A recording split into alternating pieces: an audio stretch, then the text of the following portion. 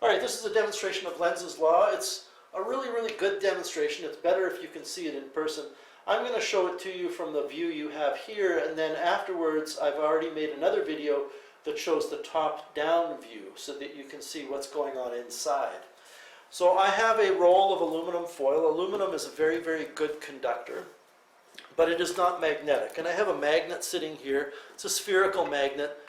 Again, the aluminum is not magnetic. Just to justify to you and prove to you that that is a magnet, if I toss a couple of coins down, they are attracted to the magnet. This is a neodymium magnet. It's a very strong magnet. And as you'll see in a video demonstration that I've already recorded, but you're going to see after this one, you have to be very careful, otherwise the magnets can get away from you and you can hurt yourself. So if I were to ask you how long it takes this magnet to fall the distance that that tube is, you could use a kinematics formula, actually, d = 1/2 at squared, to find out the time. But needless to say, it's a very tiny time. The only reason I have that cloth there is I just don't want to put a bunch of dents in the table. Now, when we drop the magnet through the aluminum tube, as the magnet moves past the different pieces of aluminum that make up the tube, it will cause a current in the aluminum. There's going to be little tiny currents, electrical currents, flowing around in the aluminum. But Lenz's law says that those currents are going to produce a magnetic force that's going to oppose the motion. And the magnet is going to be moving down. So the direction that's opposite to down is up, which means there's going to be a force that opposes the motion, and the force will be up. So when I drop the magnet,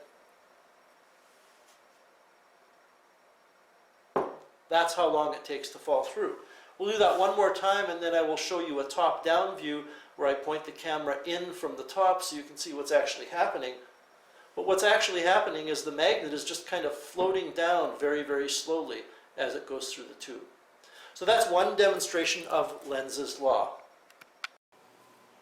Alright, so this is a top-down view. I've got my phone mounted with the camera on top of the tripod, and the phone is in flashlight mode, so it's providing a little bit of light down the center of the tube. I'm going to do my best to keep this hanging vertically, so I'm holding the aluminum tube, and you can see the opening at the top and the opening at the bottom.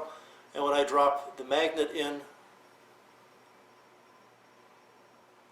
you can see that it drifts all the way down. It's not quite the same as if you were looking at this in person, and that's the one thing about this whole situation that bothers me the most, is there's so much interesting physics stuff that we're getting into in the course that we can't be in person to look at. I'll do this one more time. And if we were in class, I would definitely show you something else right now, but I don't have time to set it up and to make a video. I'm a little crunched for time today, but I will try to make a video where I drop this magnet, and I'll show you the size of it in comparison to this. Ow. Youch. There is the magnet on your left in comparison to the little magnet we've just been using. And I have actually an aluminum tube that will accommodate the size of this big magnet if I can get the little magnet off of it. And I will make a little video showing the big magnet going through the big aluminum tube, and I will post that a little bit later. Anyway, I hope that helps. I need to go get a Band-Aid for my finger, and we'll move on in the lesson. Alright, so the demonstration of Lenz's law, where you drop the magnet down the aluminum tube, is probably one of the more dramatic examples of looking at Lenz's law. It's something that is very surprising. Remember that the aluminum in that demonstration is not magnetic, but what's happening is the magnet is moving through the coil of aluminum. It's creating a bunch of little circular currents in the aluminum tube. And the motion is producing electricity in the tube, and that's the generator effect, but the generator effect results in a current within a magnetic field, and Lenz's law says the force is always opposing, so the magnet goes really slow. This is the best way we can come up with to show what's really going on. I've turn things inside out. So what I have are 3 rods. The one on the left is aluminum, the one on the right is copper, and the one in the middle is some kind of plastic. I'm not exactly sure.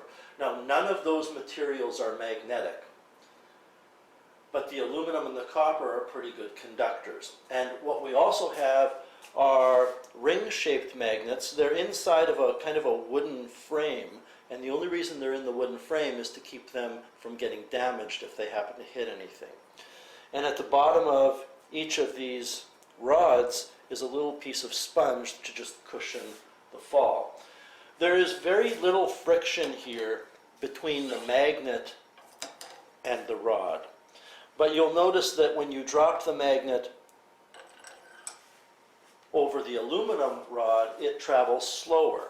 And the reason again is that that motion is producing currents. Those electrical currents are occurring inside of the aluminum rod, and those currents are resulting in a magnetic force, and the magnetic force, according to Lenz's law, opposes the motion. So when the magnet is moving down, there's a magnetic force on it up.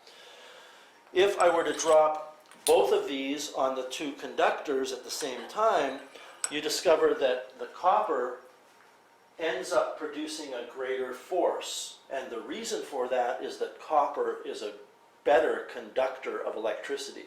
So these little tiny currents of electricity that are created when these magnets fall, the currents are greater in the copper, which results in a greater opposing magnetic force. Okay, one final demonstration of Lenz's law. I've made a pendulum.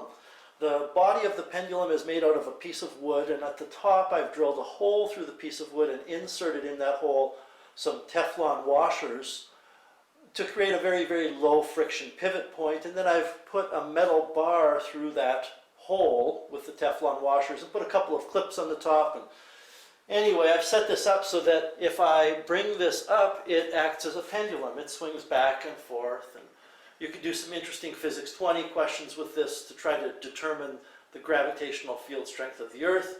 But that's not what we're interested in. We're interested in the fact that at the bottom of the pendulum are 2 neodymium magnets. And they're being held there because they're attracted to each other through the wood, but as we know and have learned from experience, magnets can get away from you, causing injury. So as a precaution, I've taped those magnets in place so they won't get away from us. Now I also have 2 blocks of aluminum.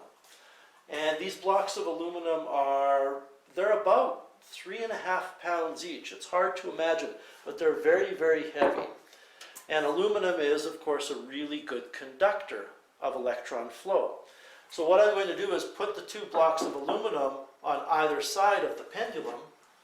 And we know that when you have relative motion of a magnet and a conductor, which means the conductor can move past a magnet or through a magnetic field, or a magnet can move close to a conductor, we know that what happens is that motion produces a current, that current produces a force, and that force opposes the motion. This is the whole point of this whole discussion we're having today.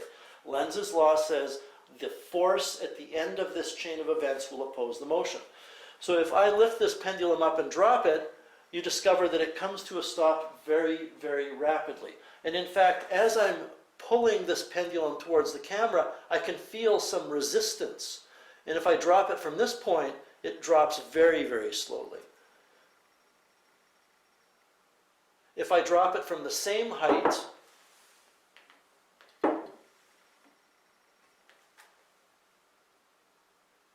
it oscillates back and forth. But as soon as you have those blocks of aluminum there, you're going to have current being generated through the generator effect, and that current produces a force on the conductor, well, a force between the conductor and the magnet, and in this case that means the magnet's motion is opposed. And it doesn't matter which way the magnet is moving. If I drop it from back here, it still comes to a fairly rapid stop.